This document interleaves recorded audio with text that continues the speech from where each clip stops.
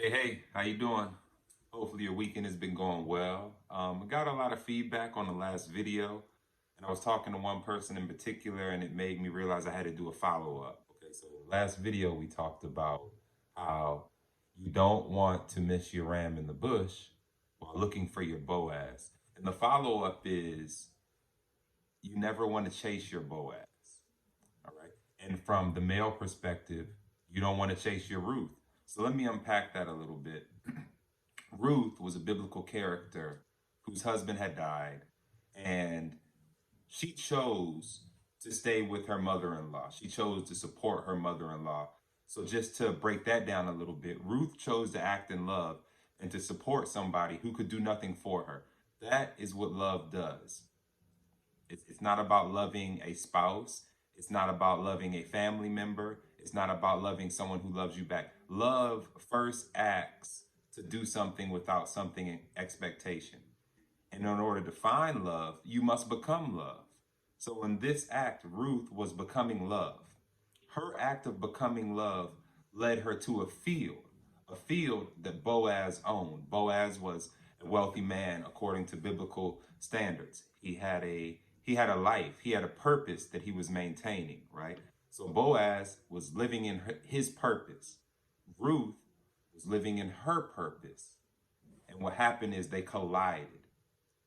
They weren't out seeking a mate.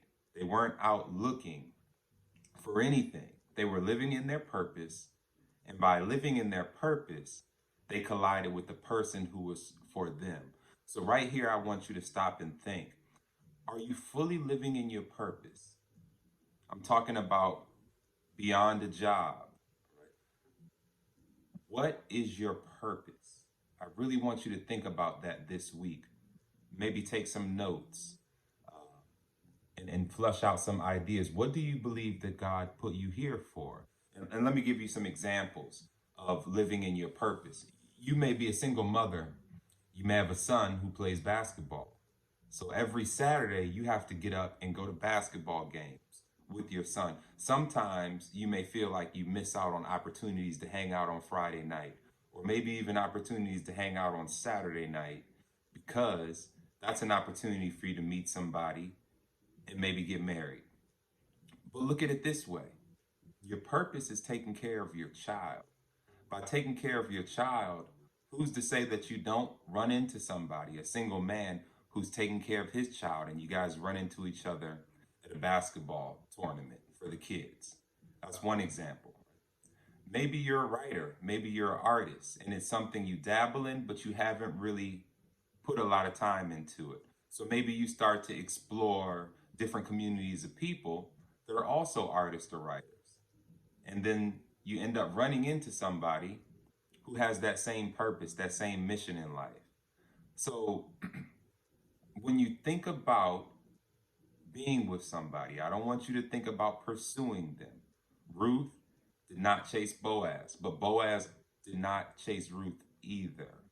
When they came together, it was a very natural thing. It flowed, it was easy. And I want to stop here and address something else. Anytime a man is pursuing you, or you're pursuing interest in a man, and it doesn't seem like things are flowing naturally, don't force it. What's for you will be effortless. That does not mean that there won't be work that has to go into it. Yes, there will be work. Relationships are work. Being single, preparing for that relationship is work. But it shouldn't be forced. It should be natural, right? So let me use myself for an example. Maybe there's a particular woman I'm interested in, and I realize, okay, this is a highly intelligent woman. I consider myself to be intelligent, but a man is supposed to pour into a woman. So if I really want to be able to pour into her, I need to increase my intelligence. I need to increase my knowledge base so I have something to offer to her. That's just an example. For you, maybe it's time to get into the gym. Maybe it's time to have healthier eating habits. Maybe there's a man who's already circling. And what I mean by circling, he's already in your life somehow. and you notice that he likes to work out.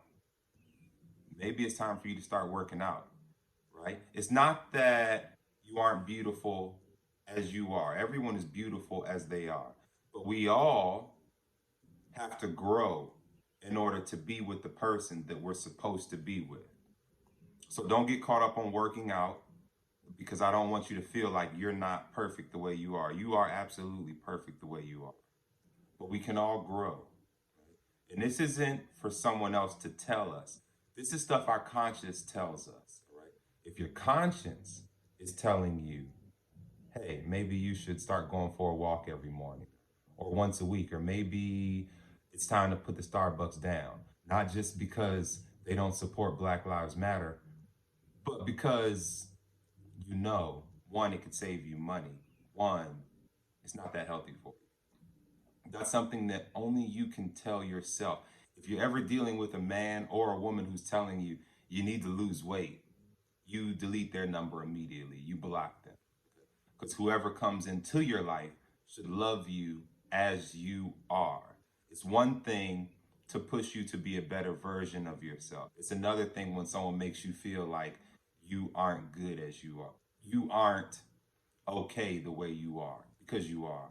And the person who loves you will accept you the way you are. Another thing I want to drop in here, this video may be a little longer. Another thing I want to drop in here is, if you're a woman, when a man comes into your life, he should be looking to see how he can be a positive impact, how he can support you.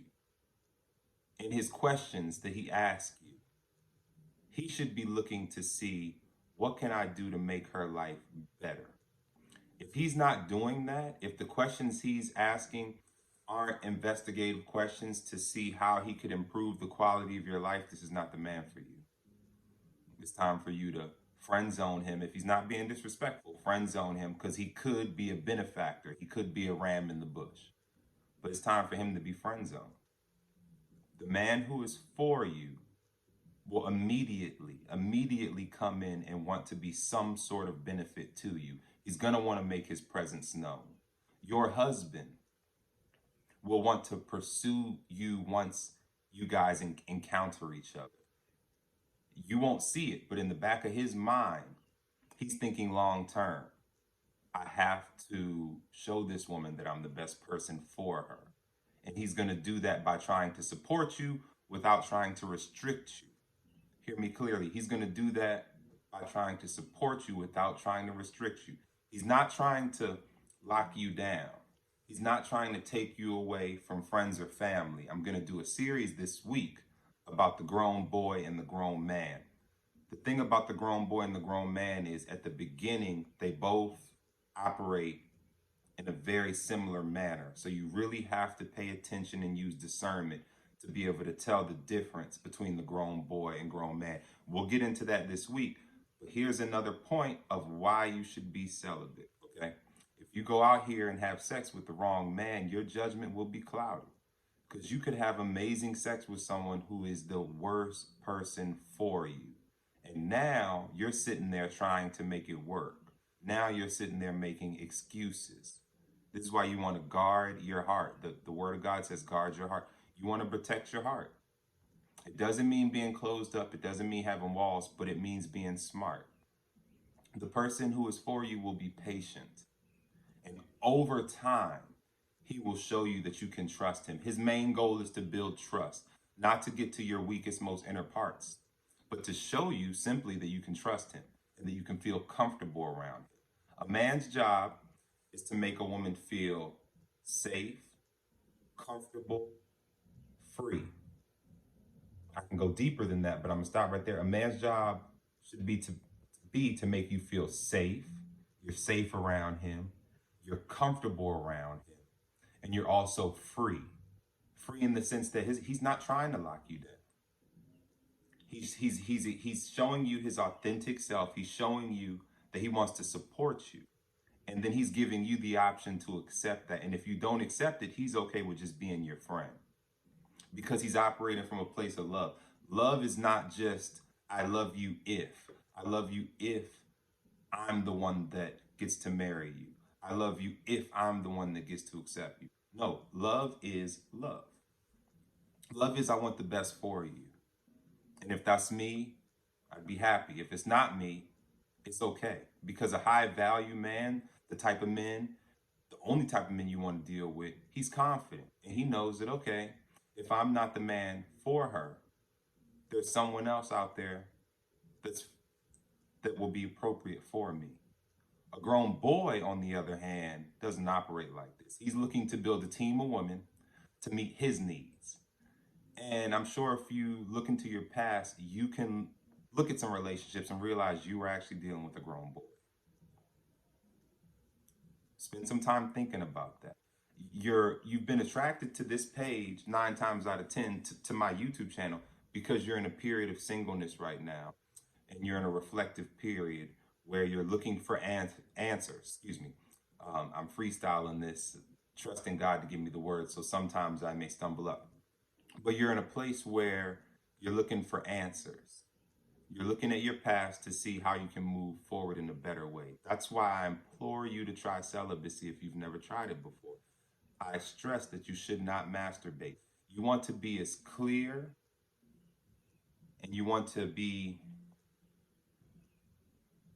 have the best vision that you can have. And by taking those two things off the table, it will clear your vision. It will, I promise you. I'm seeing that in my own life.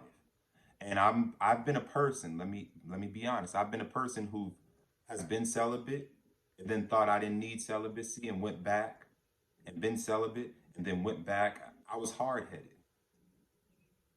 For a long period of my life, I was the grown boy. That's why I can talk about it and I can tell you what to look out for with the grown boy.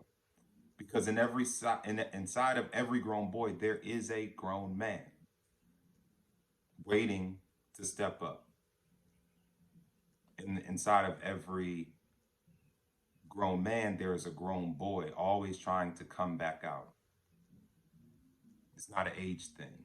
This happens for men at different periods in their lives. Me, I was hard-headed, so it took a little bit longer. But by that process, I've gained a lot of wisdom, and that's what I'm here attempting to share with you. All right? So back to the initial point. Ruth did not chase Boaz, and Boaz did not chase Ruth.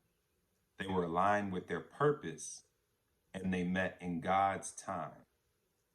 So this week, I want you to really think about what your purpose is beyond a job, beyond a career. What are you here to do? And I want you to start moving towards that if you're not already in it. And then trust that God will lead you to the person who's perfect for you. If any of my videos have been a blessing to you, please subscribe so you can get updates. Please like and leave a message. It's very encouraging for me. It really is. I can't stress that. When I first started this, I didn't know if my words would help anybody. And to know that my words are helping, it gives me motivation to continue going. I encourage you also to subscribe so that you can get notifications for the series this week. You do not want to miss this series about the grown boy versus the grown man. Because I'm willing to say about 70% of the men in the world are grown boys. Our culture shows it. Our music shows it. There's very few grown men, but they're there. But first, you have to know how to recognize the difference. So I'm going to do a video every day this week unpacking the differences between a grown man and a grown boy. All right. I hope you enjoy the rest of your weekend. Thank you. If you watch this to the end, please put a little praise hand or something in the comments section. And thank you. Thank you. I look forward to talking to you again. Have a good one.